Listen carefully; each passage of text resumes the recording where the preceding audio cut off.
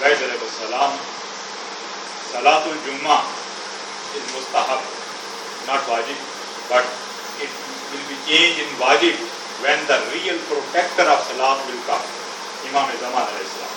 In the presence of Masumeen, Jummah is wajib in the school of thought of Ahlul Bayt alayhi salam.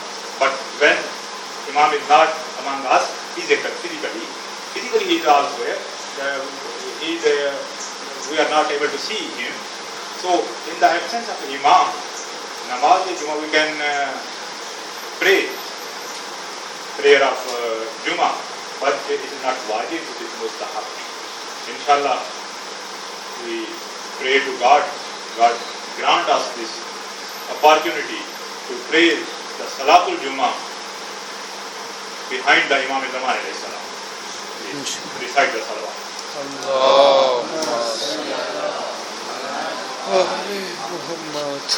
What is the prayer? Prayer starts from Takbir, Allahu Akbar, and end on the Taslim. Takbir means we are glorifying the God. Not Allah is the most biggest. This is not the meaning of Takbir. Its meaning, who said? Imam said. Allahu Akbar min an Yusufa. Oh God, you are beyond that we can glorify you. This means we are not even able to praise you. Taslim, salam, after tashahhud. It means we are humbly going in front of you. This is first starting and ending of the prayer. So let me elaborate the similarity of prayer and Miraj. Prophet sallallahu alaihi wasallam went to Miraj and he passed the 7 skies. And in prayer, we are also stepping the 7 steps. What is the first step? Sorry? First step is Taharat, cleaning. So, see, you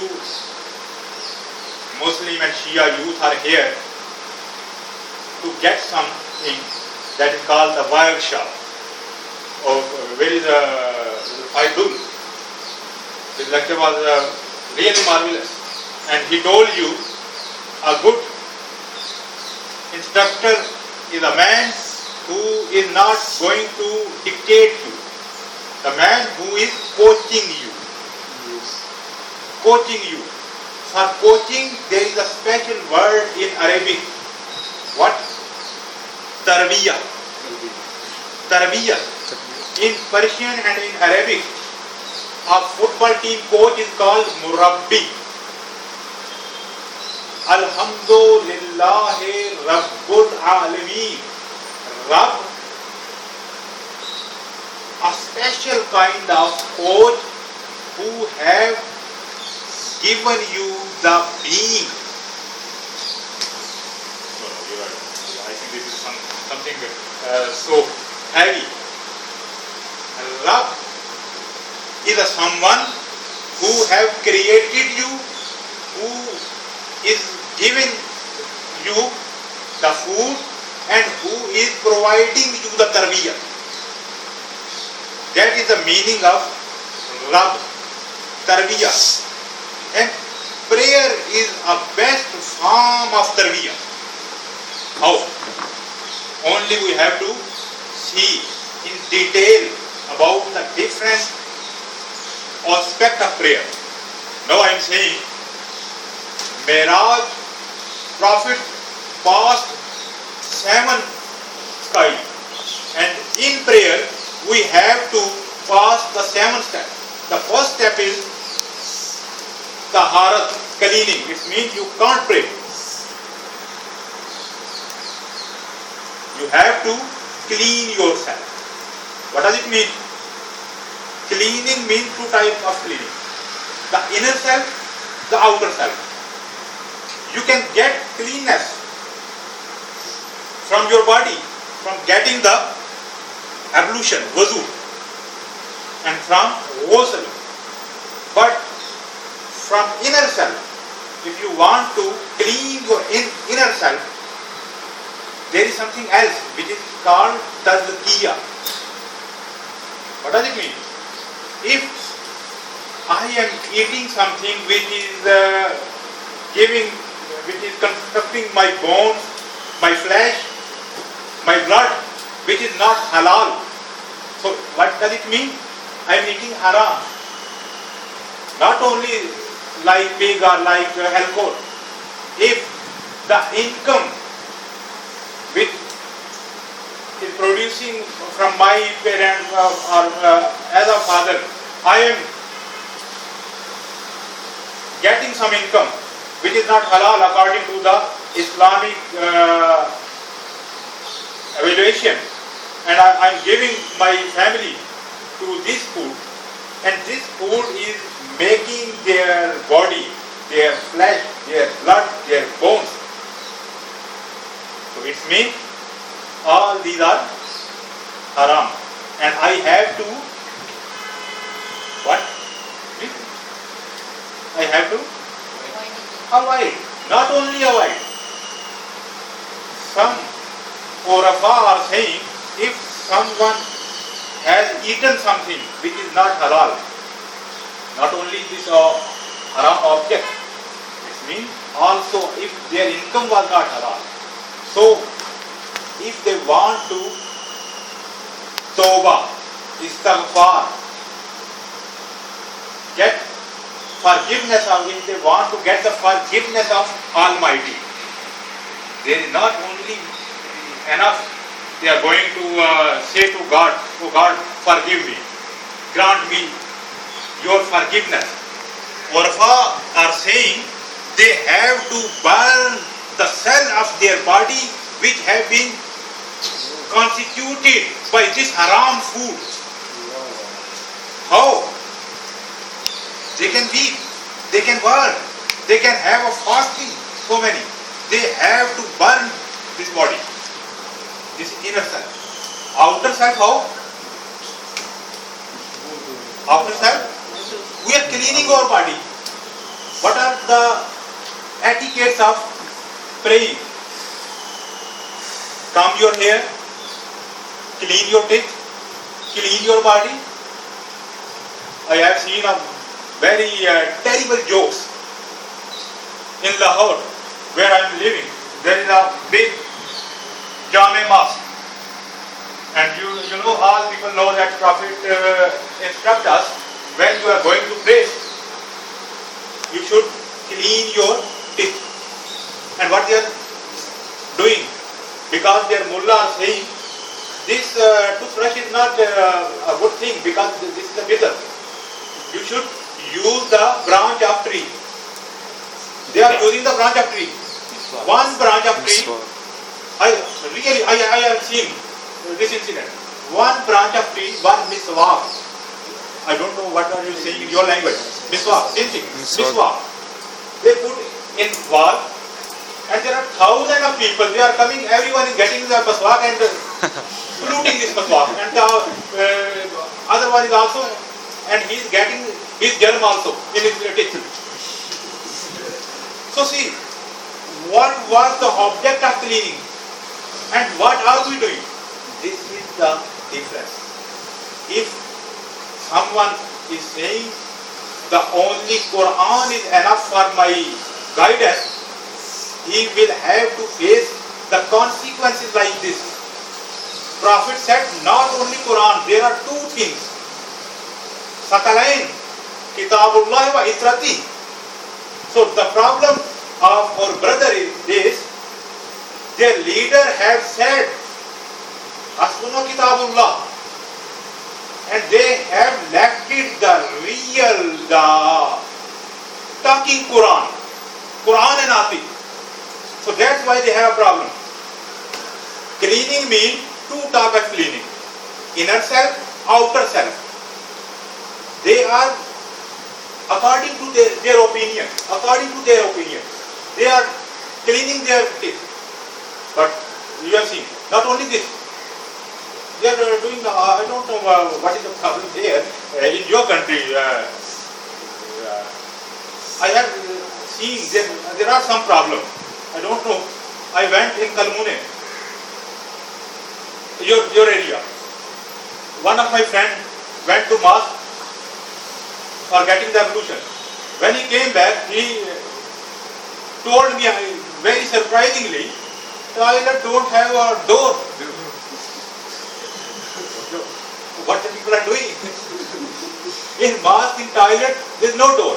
And also in which is this town hall? Town hall mosque. Town hall. I observed really there is no door. So what is it? And even they don't have a toilet shower. So what is the meaning of cleaning? So not only this. Okay, leave it. Cleaning. First step, cleaning. Cleaning doesn't mean only clean yourself, inner self, and clean means the real meaning of clean. Not like this. The other step, dress of prayer. If someone is going to pray, he should consider their dress. Islam doesn't tell you what kind of dress you will have to wear, because Islam is not a rigid religion, not like Arabian people, not like me, not like you. Everything is allowed in Islam. There should be only one thing. What is the purpose of dress? Dress purpose is to hide the organs. And there are different criterion for man and for human being. In terminology of fiqh, satr. For man, it is enough. If he is hiding their sexual organ, enough. A man can pray only in shorts. It is better to have a proper dress, but a man can pray in shorts, but a woman can't. Women have to cover the whole body from hair to feet. According to the Islam, dress should be proper. What does it mean proper? Proper dress is the dress which cover your bodily figure. I have seen so many Muslim ladies, they are wearing a dress which is covering their body, but exposing their organs. Have you concentrated on the point? Yes. Purpose. They have covered their body, but very sharply. They want to expose their body. So it means this kind of dress is un-Islamic. You can wear shalwar, you can wear pajama, you can wear trouser, you can wear jeans, everything. But the purpose of dress should be to cover the bodily figure. The other thing, dress should be and must be bought by the halal money. The third thing, if the dress is made by the skin, the animal which skin has been used should be zibhe Islami. If you have a jacket or a trouser which is constituted, which is made by a skin of a cow. Cow is a halal animal, but not zibhe Islami. If there was a dead cow and they got their skin and prepared the labas, you can't pray with this dress. Because not zibhe Islami. Zibhe Islami, what does it mean? When you are slaughtering the cow or any halal animal, you are obeying some condition. You are faced to the Qibla, You are saying Allahu Akbar and you are cutting the head with the knife, metal knife. So these are some conditions. The other thing, if a dress is made by the skin or any bodily part of some animal which is not halal, like dog, you can't pray with this dress. You can't pray. The second thing, the third step we can say, these are very common things, but we have to observe for prayer, because these are the similarities of prayer to the Mi'raj. Prophet ﷺ passed the seventh sky, and we also have to pass the 7 obstacles, 7 steps to get ready for prayer. First thing was taharat, cleaning. The second thing was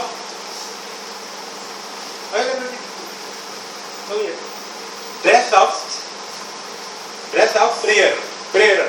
Who want to pray, he should observe, he should pay more attention to his dress. The third, what is the third? Alhamdulillah, I am seeing that you are concentrating. Sorry? Money. Yeah, money, we have discussed it. What that? The other thing.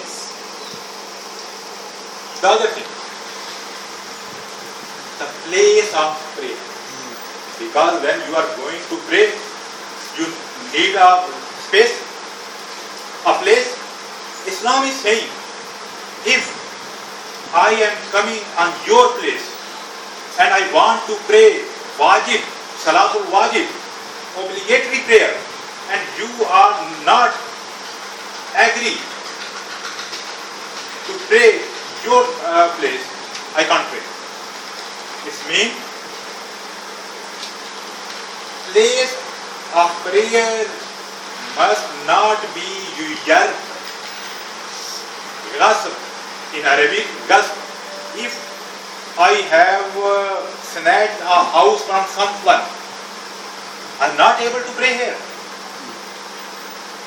This is rented building, and if the owner of a building came and he is saying to us, no, your agreement is finished because time is out, and I am not allowing you to pray in my house, we are not able to pray in this space.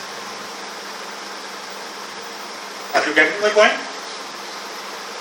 If a place is usurped by someone, by someone, not our own, we are not able to pray. So this is very common thing, but because this is a condition for the prayer, and God want to, and Islam want to get us ready with these conditions.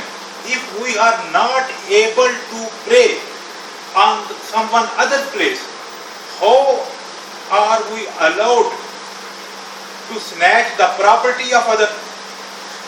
So prayer is an institution of tarbiyah. I think you are getting bored. You are not getting my point. This is a very, very common, very general thing. But if we pay more attention, these general things can change our attitude. If God is not ready, not agree, not allowing us to pray on someone else's place, how God will be pleased to us if we are snatching the other rights?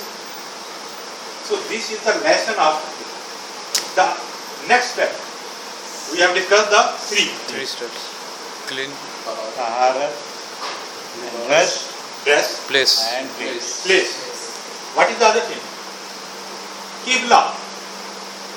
We should be we should stand in the front of Qibla.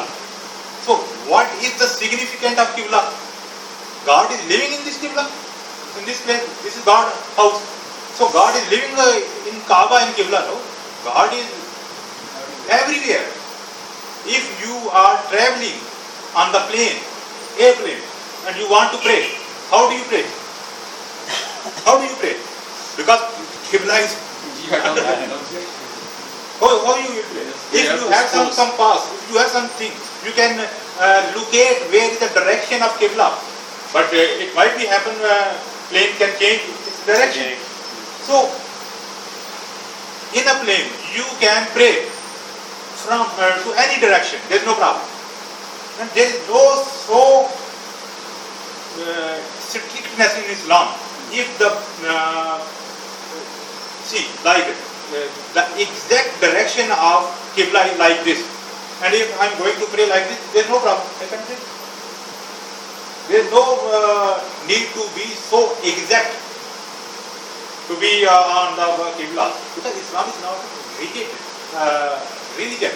Only the object to stand on the Qibla is this. God and the other word, Islam want to give you and to teach you the unity. If you have a one direction, you would be able to achieve your goal in a best way.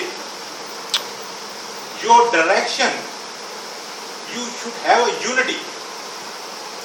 You should have some true leadership.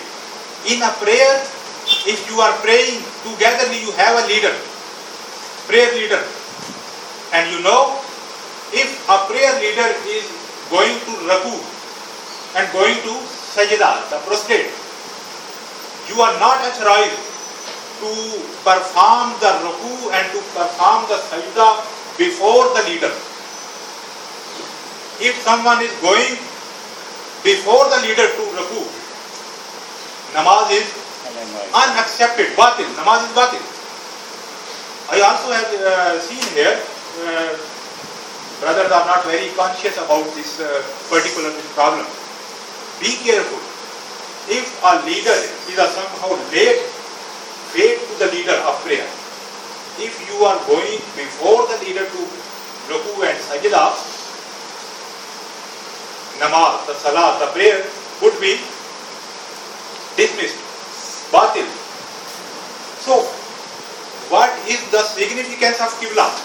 Significance of Qibla is only Islam want to ensure, Islam want to recognize you, Islam want to teach you. Being a whole Muslim nation, you should identify your object, your goal. And all of you must be united to getting the goal. This is the lesson of praying toward Qibla. What is the next? We have discussed the 5, and I think we don't have time. We have to summarize. The next is Adhan, and the next is Aqama. Adhan and Aqama. So there are 7 steps. What is the significance of Adhan? Everyone, we can have some ring like temple. Now this is the era of IT. We can put alarm. There should be some national program. Everyone should know that this is the time of prayer. What is the meaning of Adhan? Adhan meaning this, God wants us to be ready to do the Amr bil Ma'ruf wa Nahi anil Munkar. Hayya ala salah, hayya ala falah, hayya ala khairil amal. God wants us, when we are going to perform some good deeds, we should not go alone. We should get other people with us and we should inform them. This is the time to do this thing. It means we are not only ourselves, we should think about the other self. The same thing is Aqama. When you are near to perform the prayer, then again said to the people, no, we are going to pray, please come here. So these are the 7 steps of prayer. What is the content of prayer? No question? belief. You can recite every surah in prayer, but you have to recite in first two salah. This is obligatory. Surah Al-Hamd, Surah Fatiha. Why? Because the content of Surah Fatiha is the gist of the Islam. We don't have time. Alhamdulillahi Rabbil Alamin. The first question, who is your creator? Alhamdulillahi Rabbil Alamin. Ar-Rahman Ar-Rahim, Malik Yawmiddin. Malik Yawmiddin. He is the owner of the day of judgment. It means he will decide according to the criterion. He is Almighty who created us, and he is also just. He is Adil. Iyyaka na'budu wa iyyaka nasta'in. Only you are our creator, and we are worshipping only you. This uniteness in the worship give us the unity in the human being. Wa iyyaka nasta'in. Only you are the provider, and we want you to help us. Only you. So Wahhabis are detract here also. Iyyaka na'budu wa iyyaka nasta'in. We will discuss it in some other meeting. What does it mean? There are two kind of help we can get. Also parallel, also horizontal. We will discuss. And not only this, there is the Nabuwat wa Imamat in the Surah Fatiha. Siratal lazina an'amta alayhim ghayril maghdubi alayhim waladdallin. Oh God, please grant us the right way, guide us the right way, the way where your pious people have been gone, the path of your pious people. Who? Prophet Muhammad and his progeny. And God save us the way of people who were astray. Who? The same people who are saying the Shajara Khabisa. So this is the content of Surah Fatiha. God is saying you can recite any other surah, but you have to recite this surah, because this is the gist of belief of Islam. Now I have completed the 1 hour, but no, I am getting ready to start the topic, because now this is trying to elaborate what is the contents of Salah. Inshallah, we will discuss it after this. If brother have some question, I'm here in your